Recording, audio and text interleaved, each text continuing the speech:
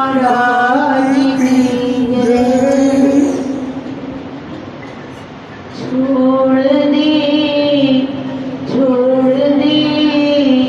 डोरी सरकार पे, जैसे भी चलाए चले जाएंगे, जैसे भी चलाए चले जाएंगे। दिल से नाता हमारा तेरे साथ है, छोड़ दे ये ज़माना तो क्या बात है। अपनी तो गुजर इनके आधार से, जैसे भी चलाए चले जाएंगे। आज लोकतंत्र का दिवस है। आज हमारा दिवस सदैव आगरा में लोकतंत्र।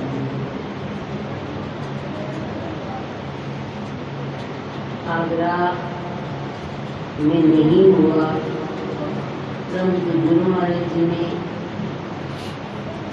ना जाने इसके हृदय में बैठकर यहाँ प्रोग्राम रख दिया। कल संगत बड़ी आई हुई थी वहाँ पर पूर्णमासी पे। कई लोग आते हैं, कई संजय चौक से ही पैदल आना शुरू हुए। कहते हमारा यही यात्रा है, वहाँ नहीं कोई जाने देता। भाई जी आप आने दो, हम वहाँ से पैदल आते हैं, उतर जाते हैं, कुटिया में पहुंचकर स्नान करते हैं जैसे वहाँ करते थे, और अपने भावों को वैसा पूरा कर लेते हैं।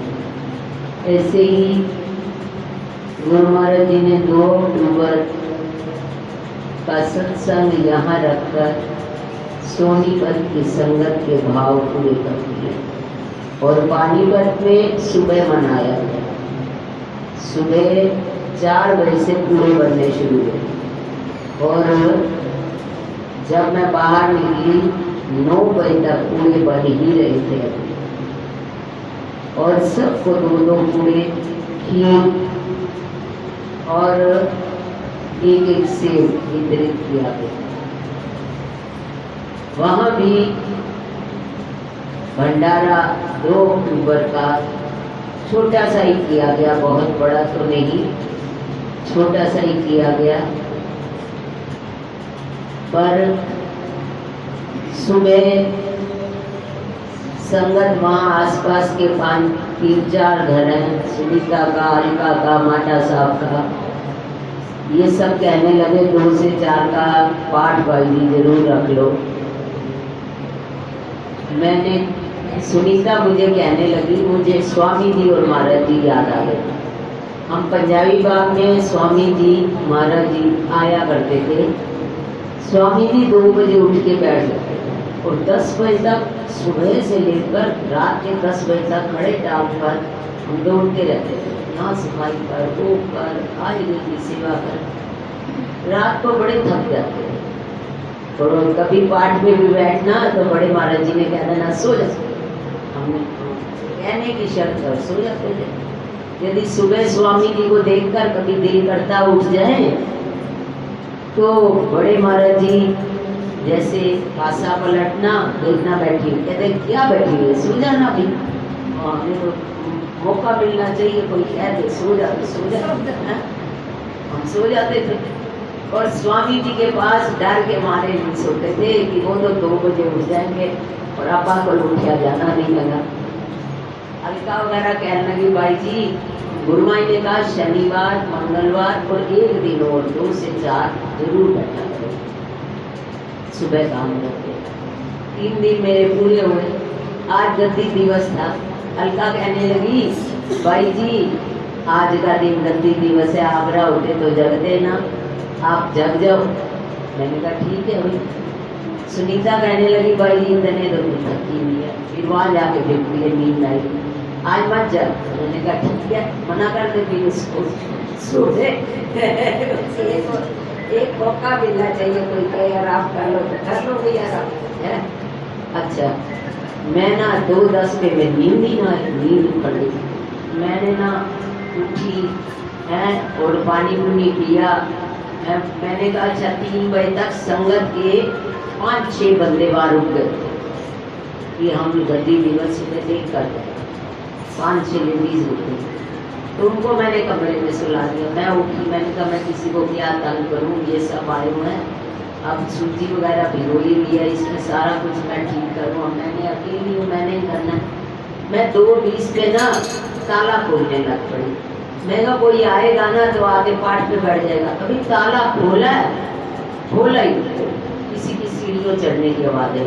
मैंने दरवाजा उन्होंने खोला, मैंने देखा उन्हें क्या हीरा बाबे बाटा साहब कुटिया में 2:20 में कुटिया। मैं क्या मार फिर आगे गुड पे पाठ है, फिर गुड मॉर्निंग मोहन मैं करो अलका को फोन करो लड़ेगी साढ़े ना सुनीता को फोन, सुनीता उसी समय पहुंच गई। फिर हम वही 4 बजे तक पाठ पे बैठे, फिर यहाँ पर भी आ गए। तो गुरु महाराज जी की मौज जैसे चलाएं वैसे चलते चले, बस वो अपनी मौज जरा भी न रखे। अपनी मौज जब भी हमारी होती है तो हम उसी समय बहुत नुकसान उठाते हैं। गुरु महाराज जी ने सुबह सुबह अमृत वेला बहुत सुंदर उपदेश दिया। कहने लगे ये जीवन परोपकार के लिए। आज ना छोटे से गुरु महाराज जी और ज्योतिबाई जी को देखकर लगता है जैसे ज्योतिबाई जी वैसे गुरु महाराज जी हो गए। छोटे छोटे गुरु महाराज जी, छोटे छोटे ज्योतिबाई हैं। जैसे जैसे जीव का भाव होता है, कहते तुम्हारा शरीर 5 तत्वों से बना हुआ है, पृथ्वी, जल, तेज, वायु, आकाश। पृथ्वी अंश पर सदैव दूसरों को सहायता करती रहती है। आप कूदो, उस पर बैठो, पृथ्वी के बिना खड़े ही नहीं हो सकते।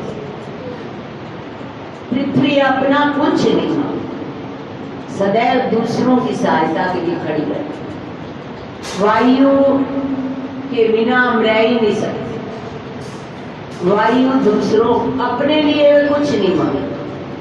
जल, हम कितने अपवित्र होते हैं, जल में हाथ धोते हैं, जल से स्नान करते हैं, जल से वस्त्र धोते हैं, जल से बर्तन धोते हैं, सब शुद्ध हो जाता है। जल दूसरों की सहायता के लिए।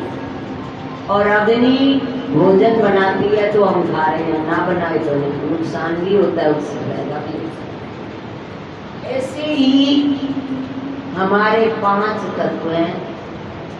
जब हम दूसरों से कुछ मांग रखना शुरू कर देते हैं, उसी क्षण हम दुखी होना शुरू कर देते हैं। और जब हम 5 तत्वों से मिला ये तन दूसरों की सहायता के लिए रहता है, तो हम सदैव प्रसन्न होते हैं। गुरु महाराज जी बाहर नहीं है, गुरु महाराज जी हमारे भीतर। तभी नंगली के बिना, जाए बिना, यदि भीतर ना होते तो सब वो अंदर से यदि संतोष ना दिया होता तो सब अपने घरों में आराम से ना बैठे। ये बड़ा स्वरूप, छोटा स्वरूप, ये हमारे भावों पर है। जैसे भी सब प्रसन्न हो, ये व्यवहार है। गुरु महाराज जी बड़े में भी प्रकट होते हैं, छोटे में भी प्रकट होते हैं, हर चीज में प्रकट होते हैं। यदि ये स्वरूप ना रखते और ज्योतिबाई जी और उसके माता पिता परेशान होकर उसकी सेवा करते, तो ये सेवा भी सेवा ना ले। अब करे ना करे ये उनकी मर्जी है, पर गुरु महाराज जी को प्रसन्न करने के लिए हम भगवान को भाव से माता माने तो माता के रूप में आ जाते हैं। भगवान को पिता माने पिता के रूप में आ जाते हैं, मित्र माने मित्र आ जाते हैं, पति के रूप में स्वीकार करें पति के रूप में आ जाते हैं, सखा के रूप में स्वीकार करें सखा के रूप में। जिस रूप में भी हम भगवान को पूजना चाहें उस रूप में वे प्रकट हो जाते हैं। ये हमारी भावनाओं पर होता है, हम कितने भावों से उनको रिझा पाते हैं। अब यदि इनके भाव तो मेरे ही थे कि ऐसा आश्रम बने जहाँ हम सुलाए उठाए, मैंने तो इनको कहा नंगली साहब में कोई विश्राम नहीं कराया जाता और ना ही पंजाबी बाग हम रहे वहाँ विश्राम कराया जाता, तो रहे स्वरूप ये ना कराओ विश्राम। और ज्योतिबाई जी के मन में था मैंने विश्राम जरूर कराना, मैंने उठाना जरूर है। और यदि ये भाव थे, इन भाव की पूर्ति के लिए गुरु महाराज जी ने ये भी रूप धारण कर लिया कि आप तेरे भाव देखते हैं तो कितना मेरी सेवा करता है। अब इन पर गुरु महाराज जी तो जैसे हमारे भाव होते हैं उन भावों में प्रसन्न हो जाते हैं। हमारे भाव का भूखा हूँ मैं, भाव इच्छा भाव में, और चाहे परिश्रम करना पड़ रहा है, बहुत किया है यहाँ पर अन्नूबाई जी ने। गुरु महाराज जी के स्वरूप छोटे में चोले काटने, ये भगत जी सामने बैठे हैं या वीरेंद्र जी, उन्होंने बहुत सारे चोले ले गए, आपने आप काटे और दर्जी से सिलवाए, बहुत सहयोग दिया। मुकुट आदि बनाने का और हार छोटे करने का सहयोग दिया अन्नूबाई जी ने। और इन्हीं दिनों सफेदी का भी काम हुआ और सारी संगत ने मिलकर इस बार सब ने मिलकर सहयोग दिया है। बबली जी, दीपक मंदिर वाले सब आकर जितना भी सहयोग कर सके हैं वह किया। मधु की तो कोई सेवा का कोई है ही नहीं, मधु तो अपने सब तन मन लगाकर यहाँ पर सेवा कर रही है। गुरु महाराज जी की कृपा से सब काम सहज रूप में हो गया है। और बड़े स्वरूप कहाँ जाएंगे इस विचार था, तो तारानगर के आश्रम में सुमित्रा में वो कहने लगे जब बड़ा सत्संग होता है बाहर, हमें बड़े स्वरूप चाहिए, हम ढोल बजाकर खुशी से ले जाएंगे। तो गुरु महाराज जी अपना स्थान भी नियुक्त कर लिया है, कहाँ जाना है कहाँ रहना है। गुरु महाराज जी सारे काम करने वाले हैं। जो उनका डोरी छोड़ देता है, जो उनको अपना साथी बना लेता है, वो जैसे भी चलाते हैं अपनी बुद्धि नहीं चलानी चाहिए। हम चलाते हैं तो दुख का कारण है। लंगर का आयोजन यहाँ पर होता था, लॉकडाउन के कारण भक्तों ने कुछ उठा लिया, तो आगे से यही बन जाए और तन मन धन से सब यहाँ पर सेवा करें तो ज्यादा अच्छा है। और क्योंकि घर में आगे संगत इतनी बढ़ती है कम होती है, तो दरबार में हमेशा हमने सत्तू नगर में देखा, नंगली साहब में देखा, वहीं लंगर बनता है तो कम बढ़ती का वहीं योगदान अच्छा रहता है। और गुरु महाराज जी की कृपा से सब संगत ने कोई खीर लाया, कोई कुछ लाया, ऐसे है तो ठीक ये भी, पर जो दरबार में बनता है उसकी शोभा छोड़ो। दरबार में ही लंगर बने और संगत जैसे आप उत्साह के साथ घर में बनाती है, एक दिन सुबह आकर और एक दिन शाम को आकर अपना समय निकालकर यहाँ सेवा करे और तन से, मन से और धन से। दबाव नहीं है किसी को। जिसके पास गुरु माई ने शक्ति दी है वो ज्यादा कर लेगा, जिसके पास कम सामर्थ्य है वो कम कर पाएगा। परंतु एक औरत थी, लेंटर डाल रहा था और वह एक छोटी तिगारी रेत की डालना चाहती थी, उसे उठाया ही नहीं जाता था। तो गुरु महाराज जी कहने लगे जब तक इसकी रेत नहीं पड़ेगी लेंटर नहीं बुना। और किसी का नमक भी जब पड़ता है ना तो गुरु महाराज जी उसमें भी प्रसन्न। कोई जरूरी नहीं कि जो धन से बहुत सेवा करता है उसी से गुरु महाराज जी तो फिर खनाटे लोगों में क्या दूर है। गुरु महाराज जी तो गरीब हो गए हैं। आज तक गुरु महाराज जी, देखो एक बार का दृष्टांत सुनाती हूँ। राजा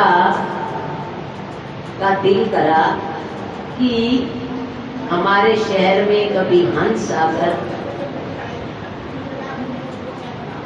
रह सकते हैं, उनके लिए तालाब बनाए, उनके खाने का आयोजन करें। उनका मंत्री कहने लगा आप ना किसी की बात मत सुनना, मैं जो भी खर्चा करूँगा अब बोलना मत, और किसी की बात, कोई मेरी बातें बनाए तो भी मत मानना, तब तो हंस आ जाएंगे। कहने लगे अच्छा। उसने क्या किया, खुला लंगर, सब पशु पक्षियों का रहने का स्थान, सारे पशु पक्षी निरंतर आना जाना आना जाना आना जाना। धीरे धीरे उन हंसों को भी बात पता चली कि यहाँ तो हमें खाने की व्यवस्था भी नहीं मिलती, और उस राजा के यहाँ अनेकों पशु पक्षी रहते हैं। बहुत लोगों ने शिकायत भी की, परंतु राजा ने उसकी बात नहीं मानी। और एक दिन वो हंस भी उड़कर उसके शहर गया। गरीबों को खिलाने से ना एक दिन भगवान भी आ जाए। हम नियंत्रण देते हैं ना, संगत खाएगी और गरीब को बाहर भगाने के लिए बात बिल्कुल नहीं। क्या मालूम किस रूप में भगवान आ जाते हैं। जो भी संगत यहाँ पर आती है, जो बच्चे आते हैं, जो बाद में बचा हुआ जब कुटिया में बनता है ना तो बच्चों को भी बांटा जाता है, गिनती नहीं होती। जो बाहर से आता है उसकी नहीं करता। इसलिए जैसे लंगर की व्यवस्था पहले चलती थी वैसे ही चली जाए, चाहे थोड़ा बने चाहे ज्यादा बने। गुरु महाराज जी से पूछकर, गुरुमत की आज्ञा से, गुरु महाराज जी ने एक बार दिल्ली में मुझे बताया था, मैं लोगों से मांगती थी, जिससे भी मांगना मैंने, हमारे पास 10,000 है, मैं सोचूंगी घर में ये खर्चा कर लूँ, ये कर लूँ, सफेदी कर लूँ, बच्चे पे लगा दूँ, यहाँ लगा दूँ, और मैं मांगना शुरू कर दूंगी तो उस सब का भार कौन उठाएगा। और मैंने गुरु महाराज जी के साथ जुड़ी और गुरु महाराज ने कहा मांगना नहीं, और मैंने मांगना बंद कर दिया। तब से मैं स्वस्थ रहती हूँ, हमेशा रोगी रहती है। और गुरु महाराज जी कहने लगे तू लॉकर से पैसे निकालेगी, लॉकर में, इनके गोलक में, लॉकर में कमी नहीं है। गुरु महाराज जी ने कमी नहीं रखी, दरबार में कहीं अपने आप कोई कर दे इसकी मौज, ना करे इसकी मौज। पहले गुरु महाराज जी इतना देते हैं तब हमसे इतना करवा देते। पता नहीं किसको किस बार इतना दे दे वो पूरा ही लंगर उठा ले, और हम एक एक चीज किसी से मंगवाएं, हमारी बुद्धि इतनी है।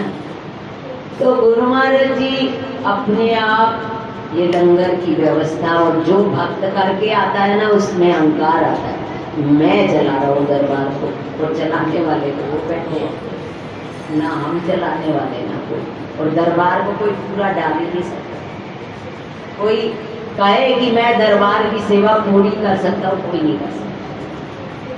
और कब कहाँ तक कितनी संख्या जाती है, बस इस गोलक में, इस प्रेम में हम डालते जाए तन मन धन की आहुति और लंगर चले कुटिया में, बने कुटिया में। डॉक्टर साहब भी सेवा करते थे और भारत भी सेवा करता था और संगत काम करती थी। अब संगत घर में करना शुरू किया ना, अब यहाँ भी करना शुरू किया। जो करेगी वो गुरुमुख पे आ गए होगी, जो नहीं करेगी वो अब अपने आप सोचे। वो तो तब भी जाता था और अब भी हो जाएगा। वो सारा काम करने वाले तो गुरु महाराज जी। सुनीता भी बहुत प्रेम से सेवा की है, जब तक लंगर बनाए बहुत ज़्यादा। पर ड्यूटी उनकी लगती थी, देने लिए जाते थे, छोड़ने लिए जाते थे भगत, पर उसने बहुत प्रेम से सेवा की। और गुरु महाराज जी इसी भांति से, इस प्रेम से आगे लंगर का भी आयोजन करें और सब में प्रेम बटा रहे। प्रेम की नदियाँ खूब बहाओ, एक भक्त से दूसरे भक्त में प्रेम बढ़ता चला। हम बहुत गुनाहगार हैं। देखो, हम गलतियाँ नहीं करेंगे तो सही रास्ते पर कैसे चलेंगे? जो पंखा चल रहा है वही तो गंदा होगा ना। जो पंखा चलेगा ही नहीं तो गंदा क्या होगा? जो चलेगा उसी से गलती होगी। जो चलेगा ही नहीं, एक बार बांट के भी देख लेंगे, और जब गुरुमाई का लंगर यहाँ बनेगा उसका भी अनुभव हो जाएगा।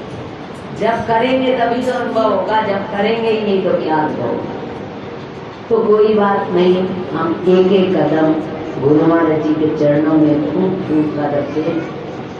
गुरु महाराज जी की दया से भाई जी भी 1.5 महीना यहाँ रहे हैं, दरबार की सेवा प्रेम से करते रहे हैं।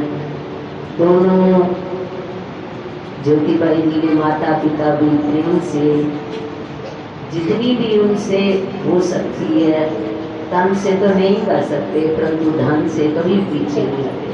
मैं भी आती हूँ, बहुत सत्कार करते हैं, और ज्योतिबाई जी में भी प्रेम बहुत ज़्यादा है, पर थोड़ा बचपना भी है, वो अपना बात नहीं बोलता है, प्रेम बहुत है। तो गुरु महाराज जी उस प्रेम के कारण ही यह कुटिया दी है, और प्रेम ही प्रेम हमारा बढ़े और कुछ भी ना बढ़े। बस गुरु महाराज जी के चरणों में यही मांगते हैं, हमारे प्रेम में कभी कमी ना आए और ये प्रेम की नदियाँ बढ़ती चली जाए। अब थोड़ी देर 5-10 मिनट पाठ करें।